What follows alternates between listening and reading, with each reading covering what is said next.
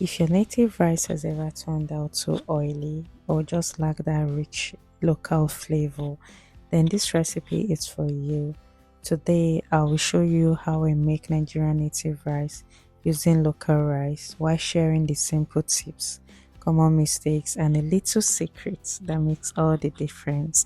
But before we get started, you all are welcome back to my kitchen. If you're new here, you're welcome. Yeah, I don't just share recipes.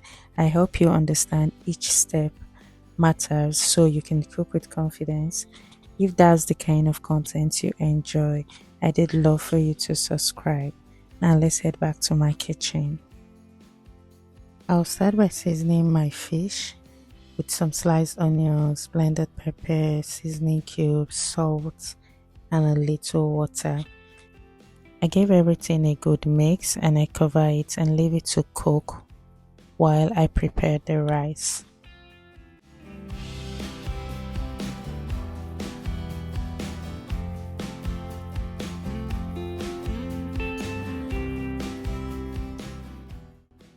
For this recipe, I'm using Nigerian local rice instead of basmati rice.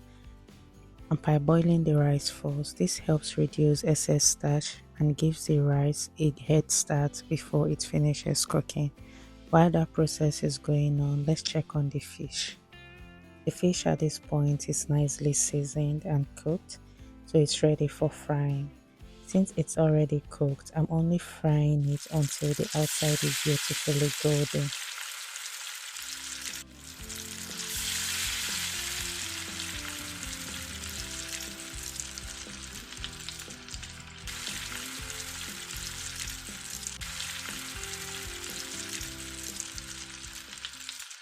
While that is frying, I'll go ahead and prepare the flavor base for the rice. For this, I'm using bell peppers, habanero peppers, and onions.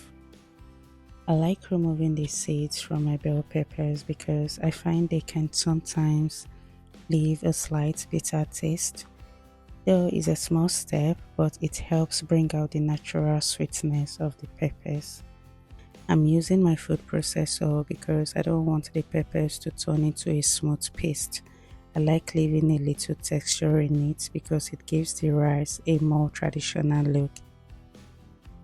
At this point, our fish is ready, so I'll take it out and set it aside.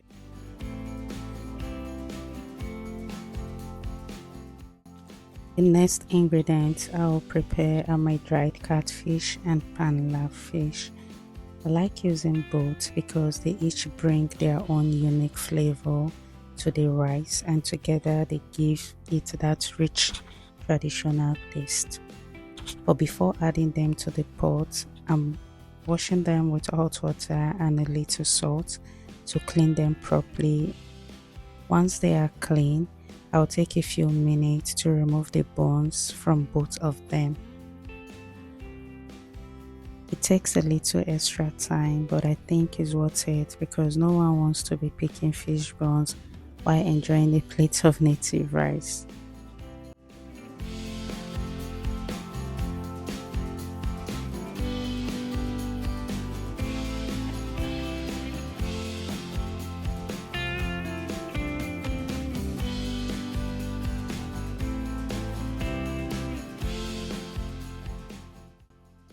Now that everything is ready, it's time to start building the flavor base. This is where native rice really begins to develop its rich, authentic taste, and taking your time at this stage makes all the difference. I'm starting with the palm oil, then I'll go straight in with the sliced onions. I like adding the onions first because as they cook, they become softer and release their natural sweetness.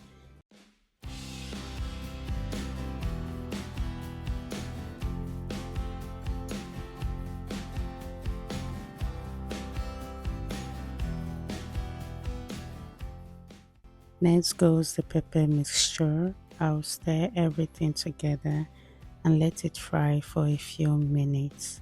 This is one step I never rush because allowing the pepper to fry properly gets rid of the raw taste and gives the rice a much richer flavor. Now it's time for the iru, also known as fermented locust beans. I added it and I stir it and I let it cook over low heat for a few minutes so it blends well with the pepper mixture and releases its rich traditional flavor. Next, I added my seasoning cubes and I went on to add a little salt to taste.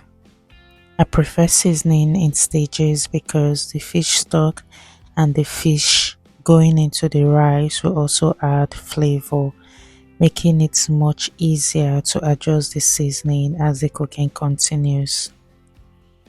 Now I will add the deboned panla and dried catfish. They have already been cleaned and deboned, so all that's left is to stir them into the sauce and let them release all that delicious flavor. Next goes a generous amount of crayfish. I went ahead to give everything a good stir and leave it to cook for another few minutes so all those flavors come together beautifully. Now it's time to add the parboiled rice. After which I went ahead to mix everything together really well, making sure every grain is nicely coated with the sauce before adding the liquid. This helps the rice start absorbing all those lovely flavors right from the beginning.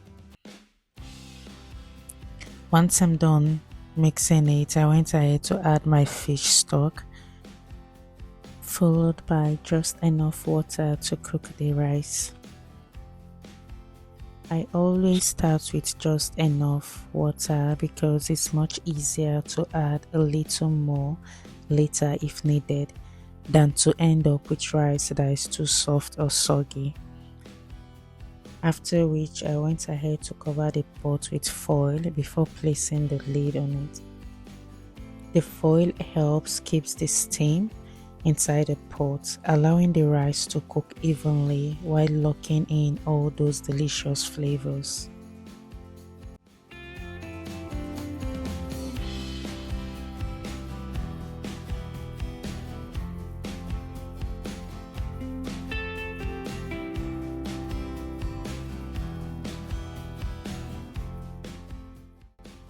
While the rice continues to cook, I'll go ahead and prepare the final ingredient, which is the scent leaves.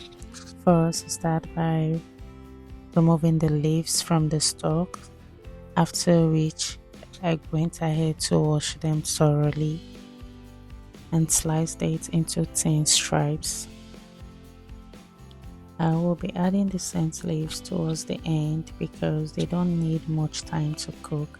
Just a few minutes is enough for them to release their flavor while still keeping that fresh aroma.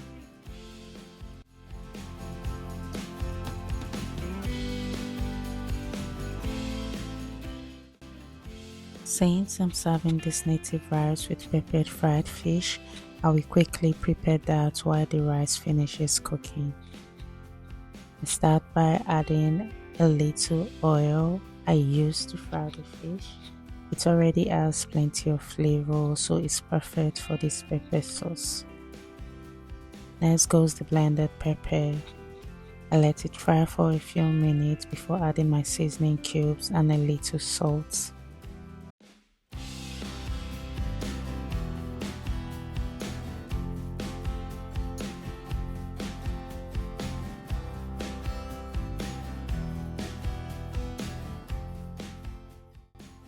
Once the pepper has cooked nicely, I went ahead to add the fried fish.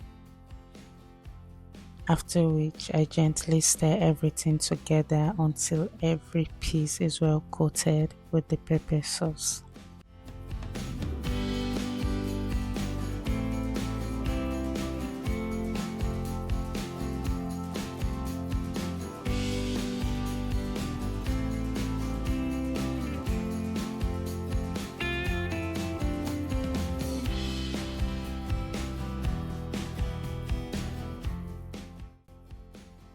Now that's ready, I'll set it aside and check on the rice. The rice is almost ready, so now it's time to add the sliced scent leaves. After which I cover the pot again and I leave it to cook on low heat for about 5 minutes. That's just enough time for the scent leaves to release their flavor into the rice without losing that fresh aroma.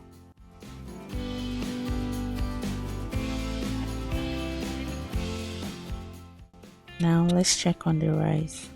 This is exactly the result I was hoping for. Beautifully cooked, full of flavor and ready to serve. If you enjoy this recipe, don't forget to give this video a thumbs up. I'd love to know if you'll be trying this recipe, so let me know in the comment section. And if you're looking for another delicious recipe to enjoy with rice, my Nigerian vegetable stew recipe is waiting for you next. Just click on the video on your screen and I'll meet you there. If you haven't subscribed yet, don't forget to subscribe. Thank you so much for watching. I will see you in the next video. Thank you.